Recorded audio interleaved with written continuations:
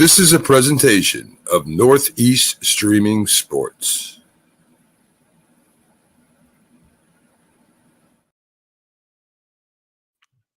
Hey, and good morning, everyone. Welcome to Saturday. This is the Dr. Sem Yankees Show, of course. Today I have a super special guest, Mr. Rob Skead, a phenomenal author who has a great new book about Johnny Vandermeer. We're going to get to that in just one moment. But like we do every single week, let's begin by saying, let's make today a great day. And how do you make each day great? It is simple. You learn to appreciate and notice the good that is all around. When we see the goodness that surrounds us, it's almost impossible not to have a great day. But I know there are some curmudgeons out there that say there is no good. I can't find any. So if that's the case, I challenge you to create some good yourself. If you make good by being kind, by writing a letter, by donating your time or some money, or doing something for somebody else, if you do that, then there's good. And then you can help, that will help you make your day and the other people around you a great day. Now, as you know, the Dr. Sem Yankees Show is brought to you by Artemisia Publishing. You can find their vast selection of great books online at apbooks.net. Now, of course, somebody's calling me, so I'm just going to turn that off. If you go to apbooks.net, you can get all of their great books. They do fiction, they do nonfiction, and they have a host of great baseball books, including one by the wonderful and terrific Rob Skead. And as I said, it's my pleasure to have Rob Skead with me today. Here he is, Rob Skead. Rob, how are you today? And tell us about your new book. Hey, Paul, I'm doing great. And actually, today is a great day. And I'm going to make it good by doing something special for my wife later. I'll figure out what it is, but I'm going to make her happy. Maybe some flowers, something like that?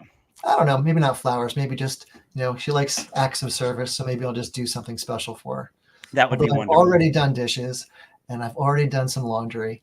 So maybe that'll score me some points. But it's also a great day because I get to see your face. So, well, listen, here's a little background. Before I was ever published, Rob Skead, who lives in the same town as me and has published many, many books and is a noted author in this whole area,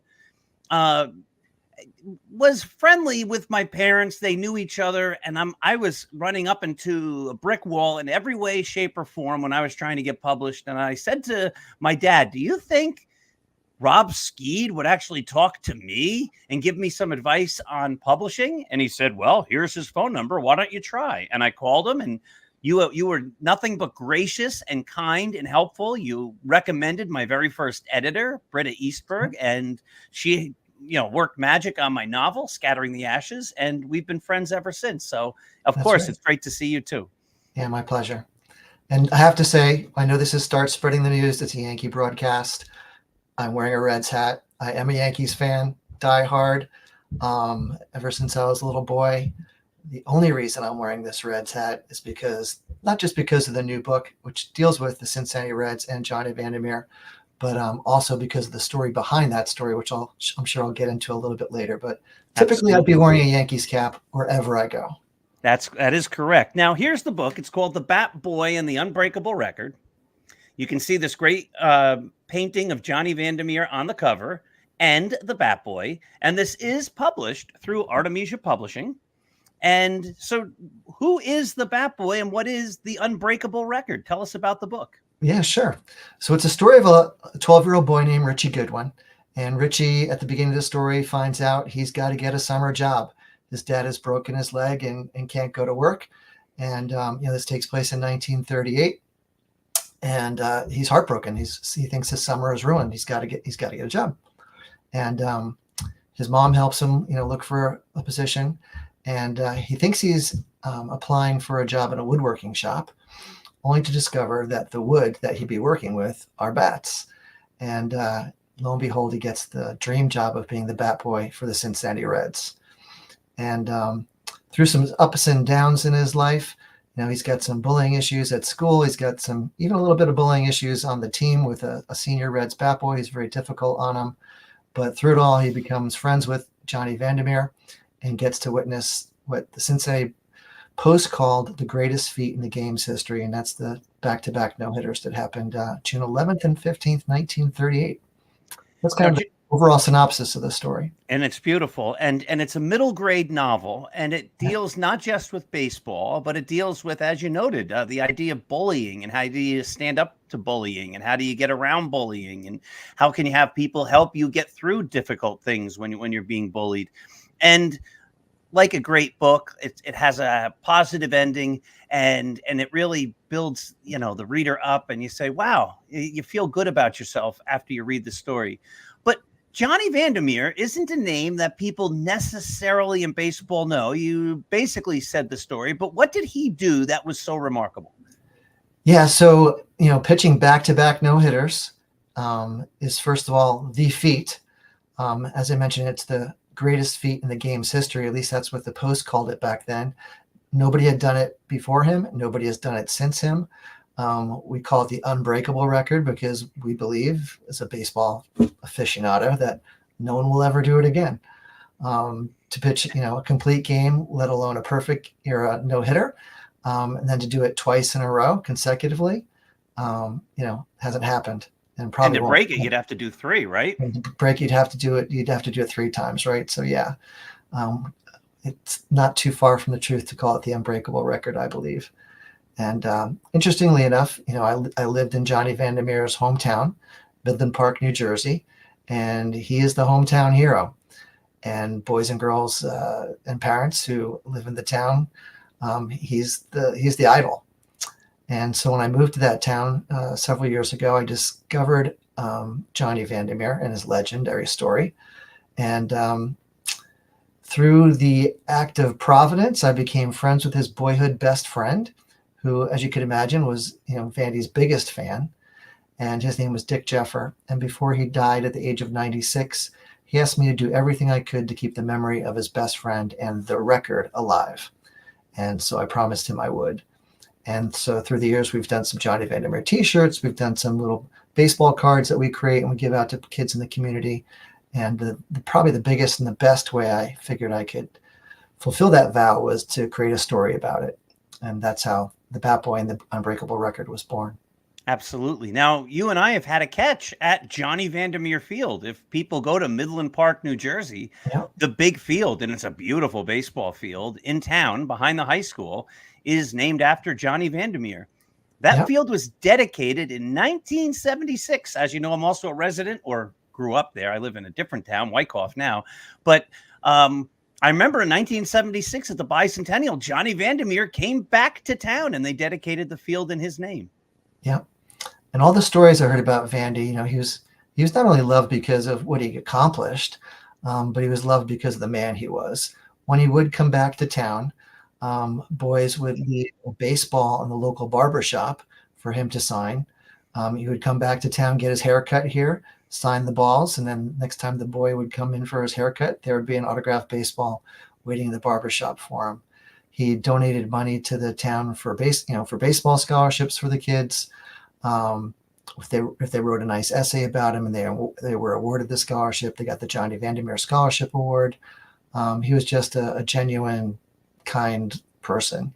He was also one of the first retired players to give funds to other Major League Baseball players who it's now called Baseball Assistant Team. BAT, BAT. BAT, yeah, BAT. So even before BAT, he was kind of the predecessor of that, where he would take some money from his, signing shows or whatever and donate it to players who maybe needed money for insurance or for healthcare. So yeah, he was ahead of his time that way. He was also ahead of his time as being a major memorabilia collector, primarily of his own stuff, which is in the Midland Park. A lot of it is in the Midland Park Library in a beautiful display case that when I moved to town in 1997, they had an event there, which is where I got a chance to meet him, hear him, and see the display case as well. And you had some talk, maybe I'm jumping ahead of myself, that some of that stuff might actually also go on tour to some other local museums. Is that possible, or is that in the works? Yeah, I'm or is still that- waiting to hear. I'm still waiting to hear back from the library on that, but we're hopeful that they might relinquish some items to make a little roadshow in other places in the area. Yeah, that would be great. I hope that happens. Yeah. Now, this is a Yankee show, of course, and one great Yankee who was there for Johnny Vandermeer's second no-hitter, as I recall, was Babe Ruth. Yes. So tell us about Johnny Vandermeer and Babe Ruth. Yeah, that's the coolest part of this story. So at the second no-hitter, which took place at Ebbets Field, it was the first night game at Ebbets Field, and Babe Ruth was there. It almost reads like a Hollywood screenplay, right? 23-year-old handsome rookie from Midland Park, New Jersey, pitches in one of the stadiums closest to his hometown.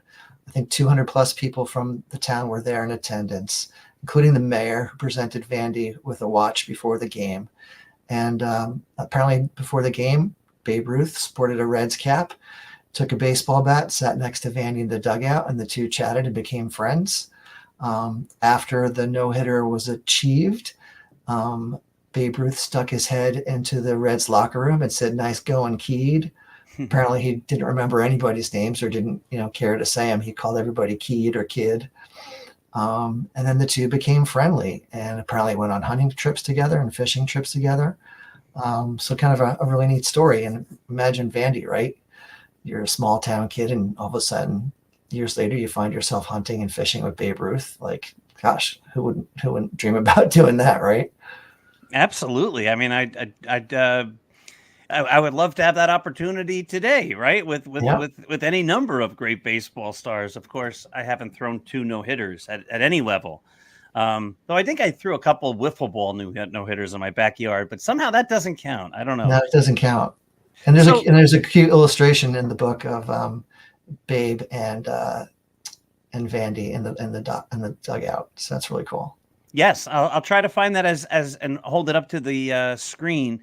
Tell us about some of your other books. They're not all about baseball, but you do have a lengthy collection of great books. Sure, yeah. The three novels that came out before this recent one, The Bat Boy and the Unbreakable Record, were American Revolutionary War Adventures, published by HarperCollins Zonder Kids, and they're for middle grade as well. What we did is we took, and I wrote them with my dad, so kind of made them my favorite stories. What we did is we took little known events in American Revolution history and created an adventure around them. So the first book teaches kids about spying during the American Revolution, a little bit about the Culper Spiring, George Washington Spiring. The second book deals with the American Turtle Submarine, which was a submarine that actually was invented and worked during colonial times. Most people don't know that. And that's the hook for that story. And then the third one is an adventure around the Great Chain at West Point. People in the North Jersey or New York tri-state area kind of know about the Great Chain if they've gone to West Point for a football game. But what the Continentals did is they created and forged a giant chain that they draped across the Hudson River on kind of like logs that were like rafts, and that would keep the British from going up the Hudson River. And kind of three amazing feats of creativity that people mostly aren't taught in schools. And so we use those as kind of hooks for the stories, and they're really fun to write and fun to read. Even when I read them, I feel like I didn't write them. It's kind of special. I just had that same feeling. I'd never read my novel, and people think that's crazy. How did you never read your novel? Well, I never read my novel because I was always proofreading it and writing it, but I never actually sat down to read it. And I read it about a month ago before I recorded it as an audiobook. And I did that in New York a couple of weeks ago over a bunch of days. And as I read it, I hadn't looked at it since I wrote it, and it was published and all that, probably in 2019 or 2020, so maybe 5 years later. And yeah, there were some things in there I said to myself, "Hey, Paul, you really did a good job on that. That was pretty good. I remember the way you tied that in. That was neat." So it's nice. Yeah, it's nice when you can feel proud of the work that you do. Yeah, it's interesting. I remember being where at my desk writing these stories. But the words, when you read it, a year later or years later, it almost feels like divine inspiration came upon you when you're when you're reading it after you wrote it a long time ago, it's like kind of like you just said, like, where did that come from? Like, and good job. Yeah. Some things that I tied together that I didn't remember tying together, like, oh wow, hey, that was pretty good. That was a Yep. nice job out of me.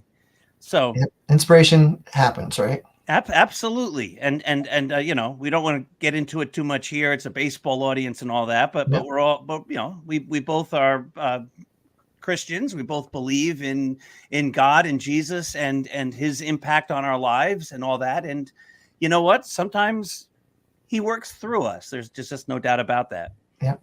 So let's talk a little 2024 Yankees. It's hard to follow the Yankees as we get into older age and things like that. There's so many things that are happening with our lives, but you're a big Yankee fan.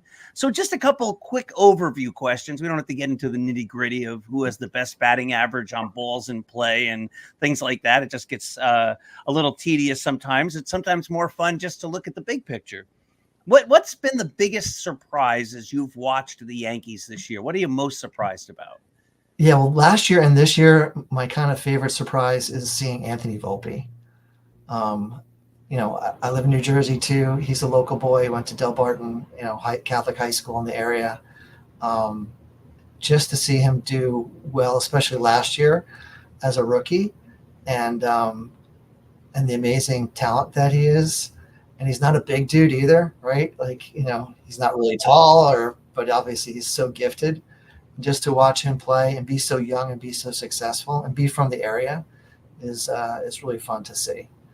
100%. Agree on all levels there. I wish he'd hit more, and I wish the Yankees would just bat him ninth and not move him all over the batting order. Yeah. But yes, the hope is that he becomes a true star. Yeah. It's always good, just like Johnny Vandenberg, right? Watching a local boy do good, watching a local boy like Volpe do good. And on Instagram, when you see the little video, if you've seen it, of when he was drafted and he's at home with his family and friends around him and they're shouting and screaming, and then fast forward to last year and even now, it's just great to see for him. It's amazing, right? And it's all of our dreams. I mean, he's living a New Jersey kid, just like Derek Jeter. Oh yeah. Jeter then grew up in Kalamazoo, Michigan, but born in New Jersey. His grandma was from New Jersey, yeah. and somehow becoming the shortstop on the Yankees. It's Oh yeah. When I was in high school, I took an art class at Roundpo High School, and it wasn't like a graphic design course with computers, because obviously that didn't exist back then. But we were asked to do a business card with our name and maybe what we might be doing in the future. And I remember I drew the Yankees logo. I drew Rob Skead, and underneath it I put shortstop. And then there was my address, in Wyckoff, New Jersey as well, where I grew up. And yeah, it's everyone's hopes and dreams, and he's doing it. How cool for him. Yeah, it's beautiful. Do you have a biggest disappointment as you watch the Yankees this year? The biggest disappointment? Yeah, I don't think they have a biggest disappointment other than when we lose. And they just went through that period where they lost a lot. Yeah. So you think the Yankees are primed to win the American League pennant? I do. I'm looking forward to a fun fall. Oh, it would be beautiful. I sometimes get down on the Yankees. I have to do this every week. And, for all those weeks when they were losing every week, it was hard to be optimistic. Now they've won a bunch of series. They just lost a series to the Angels, and they were rained out. This airs on Saturday morning, and so they're rained out last night, which is tonight, which is Friday night. But hopefully they can do well against the Rangers coming up. If you owned the Yankees, or you were the GM, would you pay whatever it takes to keep Juan Soto? Yes. Me too. 100%. Yep. Yeah, he's worth it. Absolutely. And Aaron Judge, his agent knows it. He knows it, and the Yankees got to know it too. Yeah, and he's 25. If he was 32, maybe you say I don't want to give him 10 years, but he's 25. My goodness. Yeah. Aaron Judge is having a great season once again. And, people talk about the four greatest Yankees: Ruth, Gehrig, DiMaggio, Mantle. Is Aaron Judge getting close to being in that group and maybe trying to get onto what you might call the Yankee Mount Rushmore?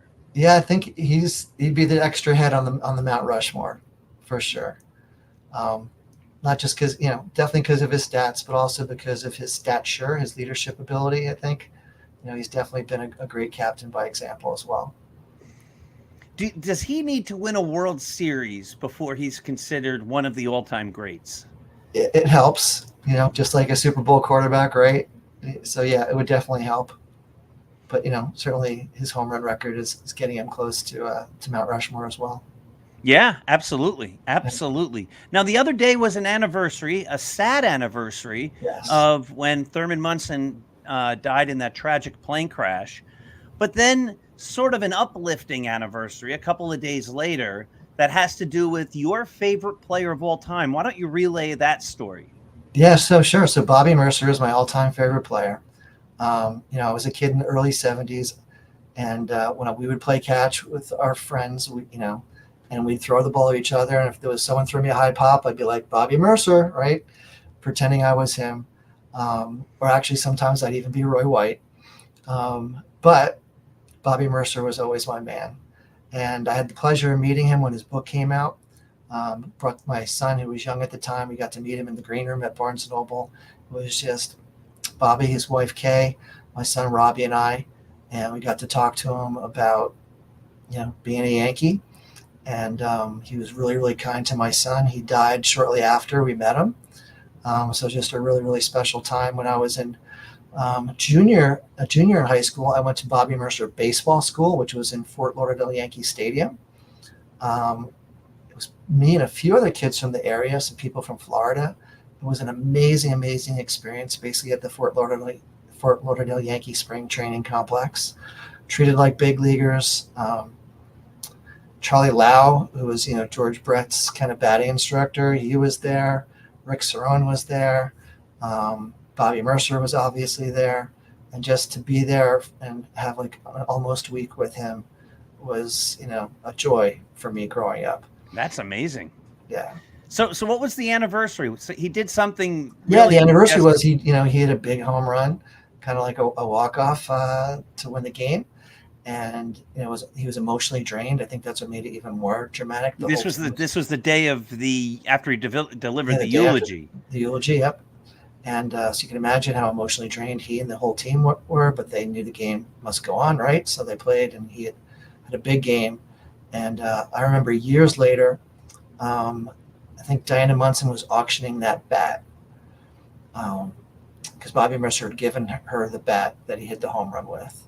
And she was auctioning the bat, and I was saying to myself, boy, I would love to have that bat. Didn't have the money at the time to auction, go into an auction for it. I think it only went for like $18,000 or something like that at that time. But I do have my favorite piece of memorabilia, the game used Bobby Mercer bat. Nice. I remember when you got that. Yeah, it's got let me get that right there, the number 1 on the bottom. And so, yeah, this is my favorite piece of memorabilia. I got it from a woman in the area whose husband was an executive for the Yankees in the 70s, and he had passed away. And she had some of his items, and one of them was this bat. So I was very happy to buy it and take it off her hands. That's awesome. Do you have any other special favorite items you want to show us? Sure. One of my books is called Something to Prove. It's my first picture book. It's about Joe DiMaggio and Satchel Paige. Back in 1936, the Yankees wanted to test Joe DiMaggio and see if he was ready for the big leagues. And they arranged for him to play in a barnstorming game on a February afternoon in Northern California to kind of test him. And to do so, they had him face the greatest pitcher in the game's history at that time, who was Satchel Paige. Now, obviously, they couldn't play against each other in a normal game because of the color of Satchel's skin. Jackie Robinson hadn't come along yet to break the color barrier. That's another 10 years in the future. Yeah, right. So there was a barnstorming game. So Joe DiMaggio joined Dick Bartell's team of all-stars, all white guys. Satchel Paige had his Negro barnstorming players with him. It was a really cool game. It's called Something to Prove because they each had something to prove.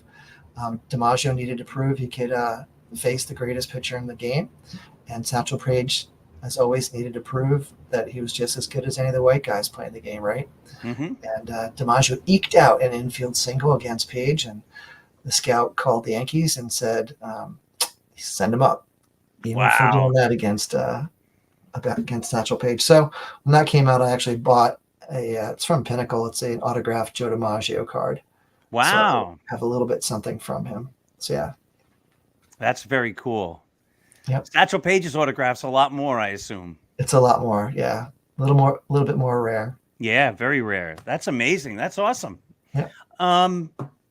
Anything else? Are you working on any other books right now that you're allowed to share? Any other big things that are out there? Or do we just have to wait and yeah, well, I can mention I have a new book coming out from Artemisia Publishing. Obviously, since they're the host of the podcast, we will plug my book. Launches in February of 2025.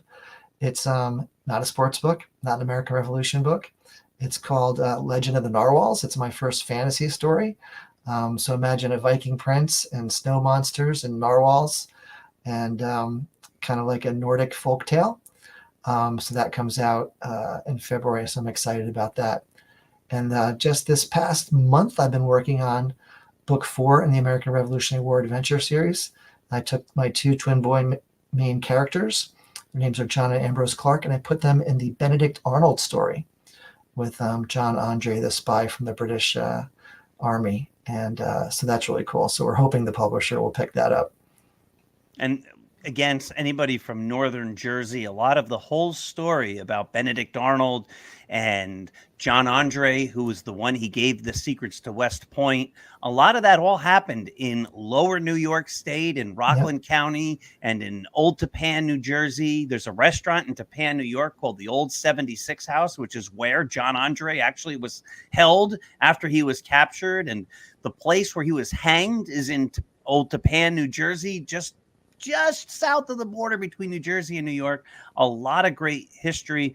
And, we talked about Benedict Arnold a couple of weeks ago and that whole story. And it's one of the things that a lot of people don't know about, which is a crime because it happened right here in our backyard. And it's an important story. Yeah, that's one of the reasons I really felt I had to write it, was because not many people, grown-ups included, kids especially, know the details. And the details are so fascinating. You can really see, again, we talk about the American Revolution, the hand of Providence helping us become free. If John Andre gets away with the plans for West Point, could be game over, right? That would have been a big milestone had it gone and worked out the other way. But some things happened that kind of played in our favor. And it's just amazing how it all went down and played out. And so, yeah, I had it stranger than fiction, sometimes the truth, right? The truth can be. Here, by the way, is that artist picture of Babe Ruth and Johnny Vandermeer from the inside of the book that we talked about earlier.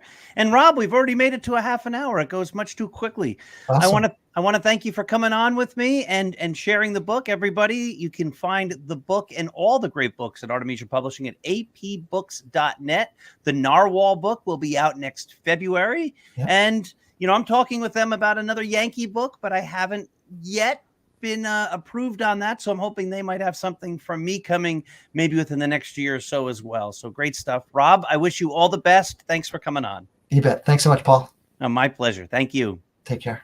Thank you. All right, ladies and gentlemen, what another great 30 minutes. This was fantastic. Rob Skead.